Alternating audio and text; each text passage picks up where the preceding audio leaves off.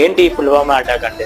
దానికి ఎన్కౌంటర్ గా భారతీయ గవర్నమెంట్ చేసిన బాల్కోట్ ఎయిర్ స్ట్రైక్ అంటే ఏంటి? చమత్కర్ ఢీ కొట్టాడు లేదా మరణించడం జరిగింది. భారతీయ సైనికులు చనిపోయారని మనం బాధపడుతుంటే పాకిస్తాన్ ఎగురాల సంస్థ ఈ విషయాన్ని మేమే చేశామని గొప్పగా చెప్పుకుంది.